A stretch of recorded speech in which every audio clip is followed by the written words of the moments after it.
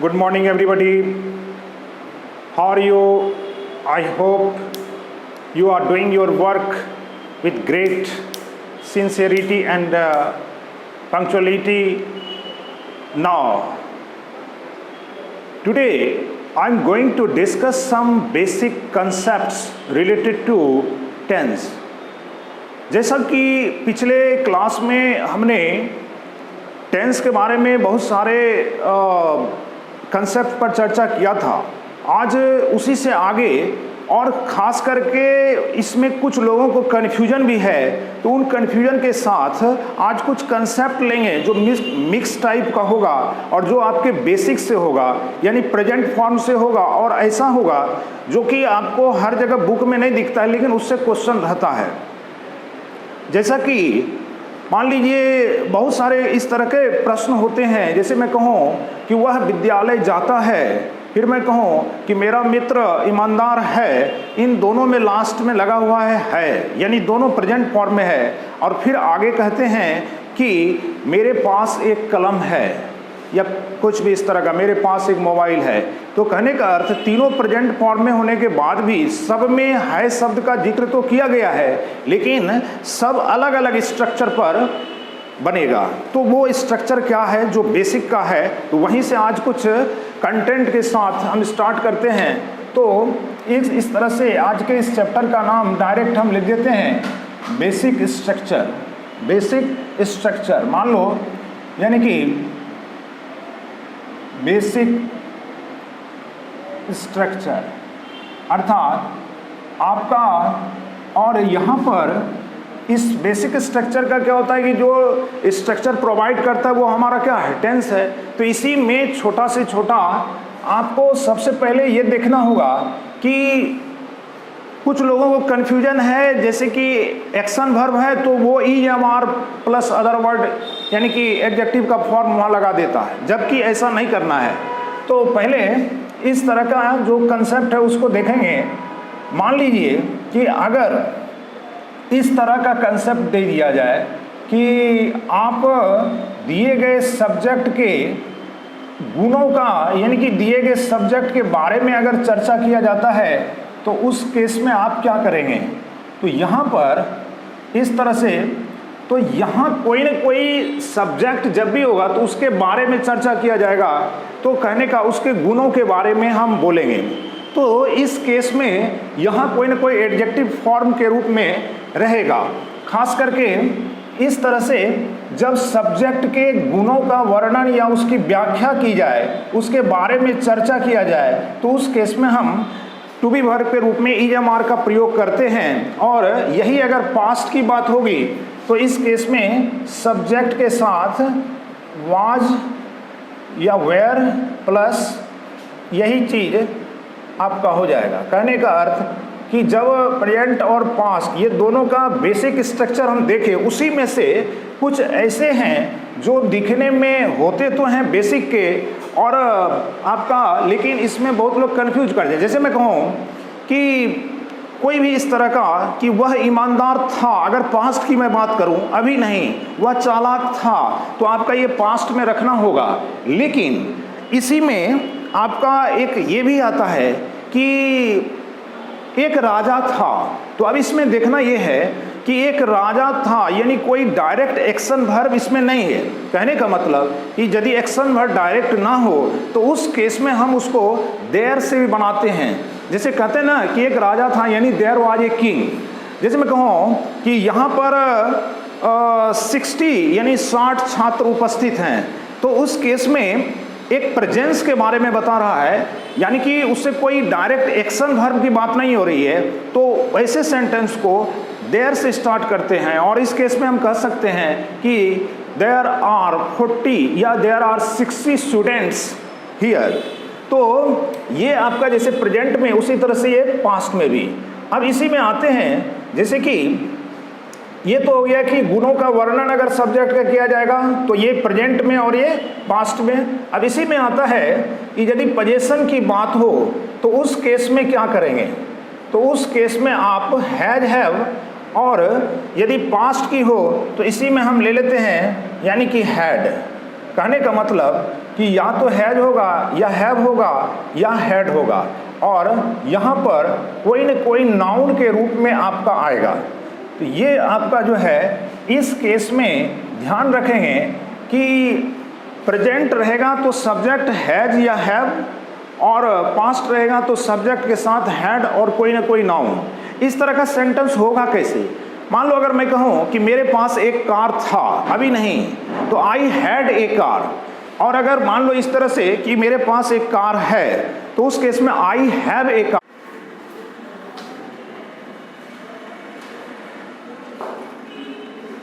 तो आगे बढ़ते हैं इसी में।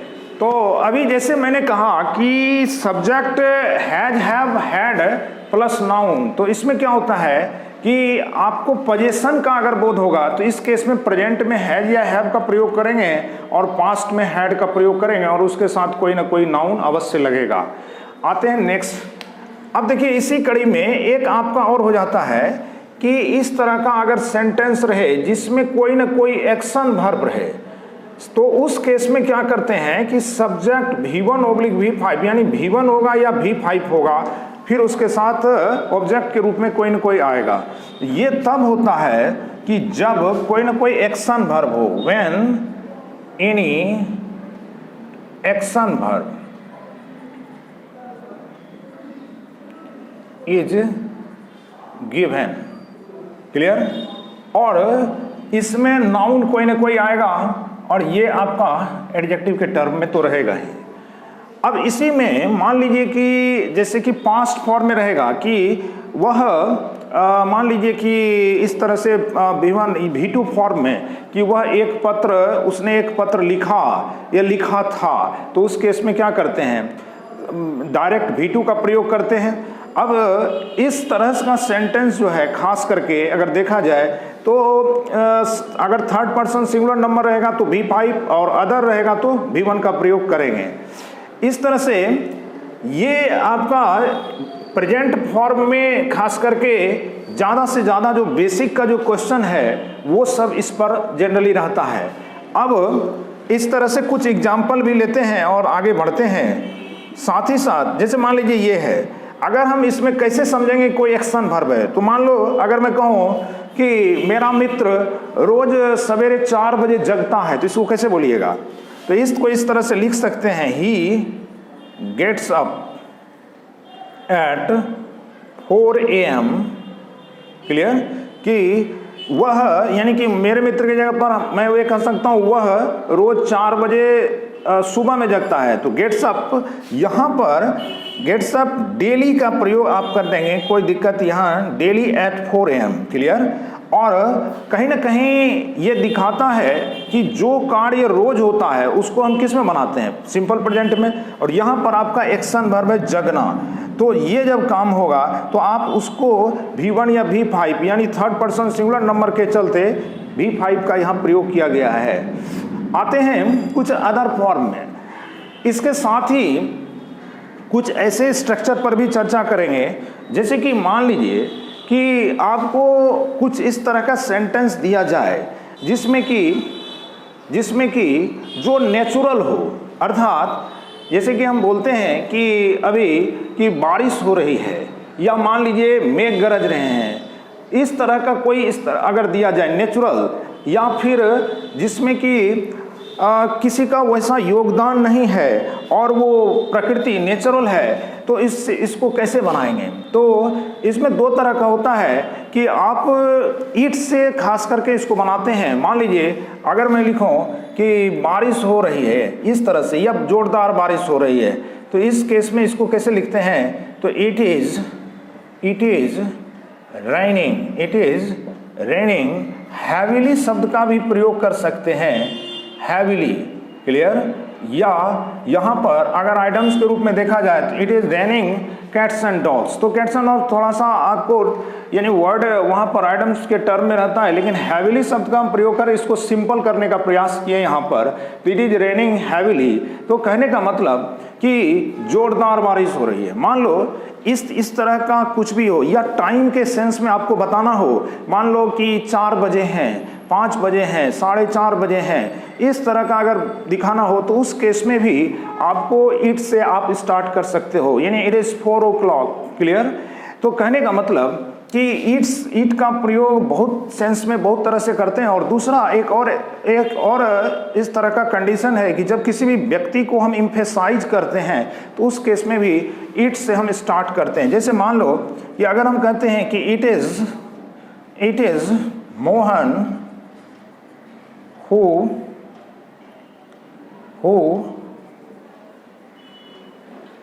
हेल्प्ड मी, है ना, हु हेल्प्ड मी, और मान लो कि कुछ भी पास्ट का इस तरह से दे सकते हैं, लास्ट ईयर। अब देखो यहाँ ईट का प्रयोग क्यों किए, मान लो कि ये मोहन मान लो कोई व्यक्ति का नाम है, ईट से हम क्यों स्टार्ट किए? तो ईट से इसलिए जब हम किसी व्यक्ति को इम्फेसाइज करके जोर दे के बोलते हैं यह वही मोहन है जिसने मेरी मदद की थी, यानी पिछले साल मेरी मदद की थी, तो उस केस में उस व्यक्ति को इम्फेसाइज करने के लिए यहाँ इट से भी स्टार्ट करेंगे। क्लियर? तो ये कुछ जो नेचुरल इवेंट्स हैं और जो कुछ टाइम से रिलेटेड है उसको बताने के लिए, यानी टाइम को बताने के लिए, और खास करके किसी को इम्फेसाइज करने के लिए इट से स्टार्ट करते हैं। अब आते हैं इसी में कुछ अदर जो कंटेंट, जैसे कि मान लीजिए कि इस तरह का ऑब्लिगेशन बेस्ड कुछ हम स्ट्रक्चर लेंगे। जैसे मान लो कि मुझे यह काम करना पड़ता है, या मान लो इस तरह से मुझे यह काम करना पड़ता था, और एक फ्यूचर सेंस में मुझे यह काम करना पड़ेगा। तो ऑब्लिगेशन का आज 3 तरह का कंडीशन हम यहाँ पर लिखेंगे, आप उसको देखेंगे और उस पर प्रैक्टिस भी करेंगे। कहने का मतलब कि इस तरह का जो स्ट्रक्चर होगा उसका आप प्रयोग खास करके स्पोकन और रिटन दोनों में आप समान रूप से कर सकते हैं। तो इस चीज को जैसे मान लीजिए इसको डायरेक्ट हम लिखते हैं कि सेंटेंस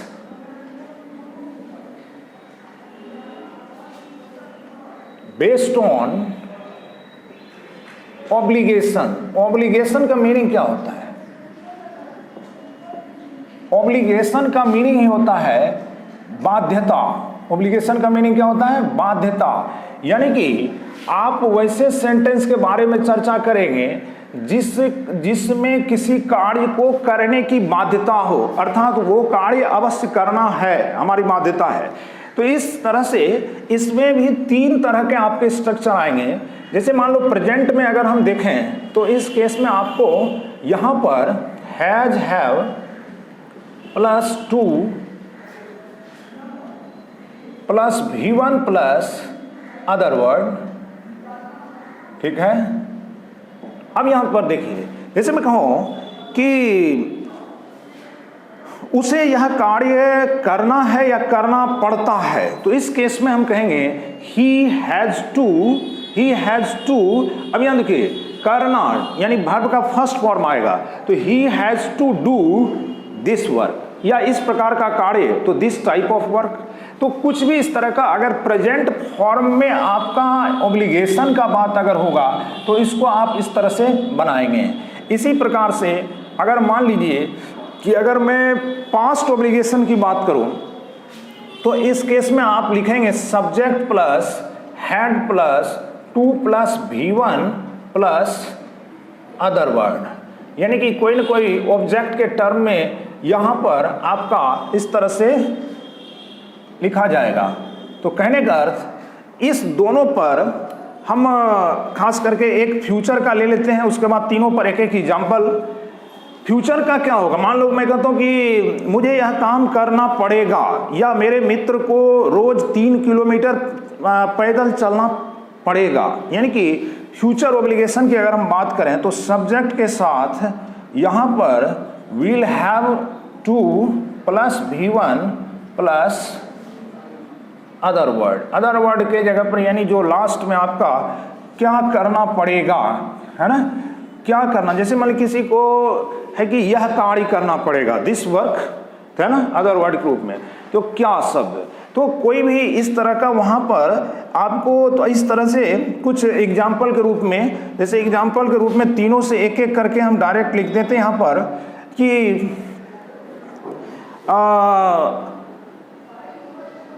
उसे यह काम करना है या उसे अपना गृह कार्य पूरा करना है, तो इसको कैसे बोलेंगे? उसे अपना गृह कार्य पूरा करना है तो ही हैज टू, और पूरा करना का क्या होता है? Complete. He has to complete. अब अपना शब्द हिज और गृह कार्य यानी कि होमवर्क। क्लियर? यानी यहां पर इस तरह से हैज टू, हैव टू से प्रेजेंट ऑब्लिगेशन, उसी तरह से पास्ट का अगर दिखाना होगा कि मैं कहूं कि मुझे वहां जाना पड़ता था, ये क्लियर, या मुझे रोज 3 किलोमीटर पैदल चलना पड़ता था, इस तरह का अगर सेंस लेते हैं तो इस केस में क्या कहेंगे? तो he had to go on foot, go on foot, और इसको डायरेक्ट भी लिख सकते हैं 3 किलोमीटर्स, और मान लो रोज तो पर डे, क्लियर, या एवरी डे। तो he had to go on foot, यानी कि मैं कहूँ कि उसे रोज 3 किलोमीटर पैदल चलना पड़ता था। तो इस केस में आप यहाँ पर पास्ट ऑब्लिगेशन के लिए हैड टू का प्रयोग करेंगे और वर्ब का फर्स्ट फॉर्म, और यहाँ पर ये जो है 2 + V1 तो होता ही है, साथ साथ गो ऑन फुट से मतलब होता है पैदल चलना। क्लियर? इसी प्रकार से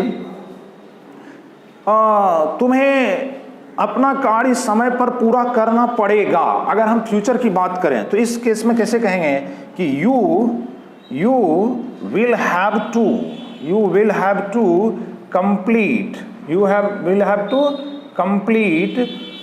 अब अपना कार्य ध्यान देंगे तो योर होमवर्क, योर होमवर्क,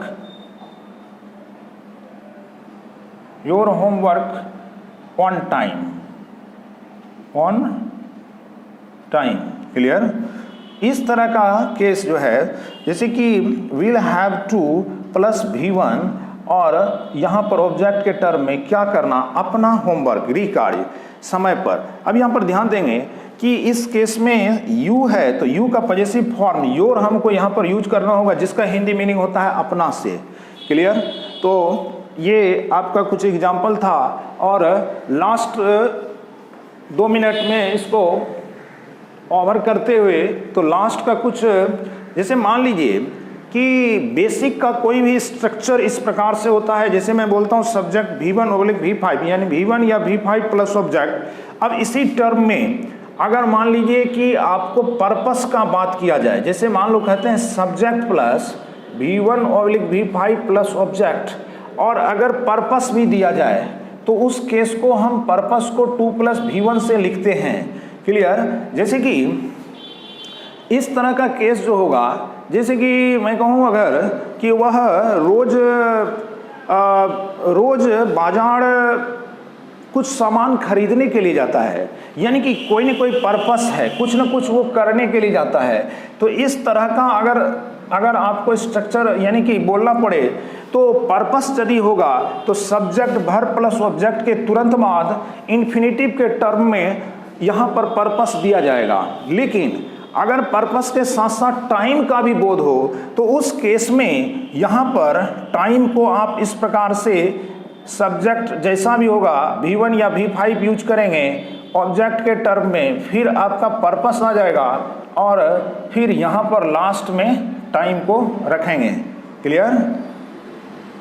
तो ये आपका, जैसे कि मैं अगर ये कहूँ कि मेरा मित्र रोज सुबह 4 बजे टहलने के लिए पार्क यानी कि उद्यान जाता है, तो उस केस में है कि जाता है, किस लिए जाता है? टहलने के लिए जाता है। कब जाता है? 4 बजे सुबह में जाता है। तो यहाँ कहेंगे कि ही, अब यहाँ पर जाता है तो ही गोज अब टू पार्क, यहाँ किधर कहाँ जाता है? डायरेक्शन बता रहा है, पार्क। कब जाता है यानी किस लिए जाता है? तो टू वॉक। तो इस तरह का एक एग्जाम्पल के द्वारा यहाँ देखते हैं कि जैसे कहते हैं कि मेरा मित्र, तो यहाँ पर माई फ्रेंड अब गोज टू, इस उद्यान में जाता है अगर तो दिस पार्क। क्लियर? तो my friend goes to this park. Clear? और किस लिए जाता है? तो पर्पस तो घूमने के लिए जाता है, तो यहाँ पर लिखेंगे टू वॉक। अब कितने बजे जाता है? 4 बजे सुबह में, तो पक्के समय के पहले प्रीपोजिशन एट का प्रयोग किया जाता है, ये ध्यान रखेंगे। और है ना,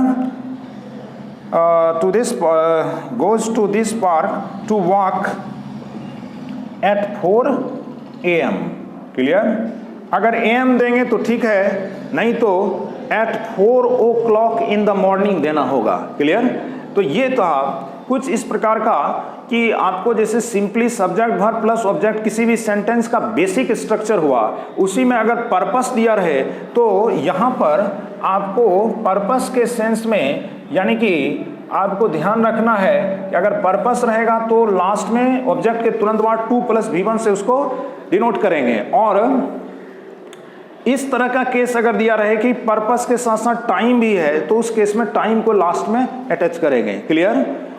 अब इस तरह से जैसे कि मान लो आज जो कुछ भी हमने स्ट्रक्चर यहाँ पर रखा, ये बेसिक से जुड़ा हुआ है, और साथ ही साथ जो नियरेस्ट फ्यूचर का जो बोध कराता है उसके लिए भी सिंपल प्रेजेंट में हम रखते हैं, वो उस पर मैंने लास्ट लेक्चर में चर्चा किया है। तो मैं समझता हूँ कि उससे आप देख के आप उसका अवलोकन कर सकते हैं, और यहाँ जो कुछ भी मैंने बताया है इस पर प्रैक्टिस करेंगे। तो मैं समझता हूँ कि आज जो कुछ भी कंटेंट दिया ये आगे आपके लिए स्पोकन ही नहीं रिटन दोनों में काम आएगा, तो इस पर आप ध्यान रखेंगे। तो आज के क्लास में बस इतना ही। So thank you watching for this.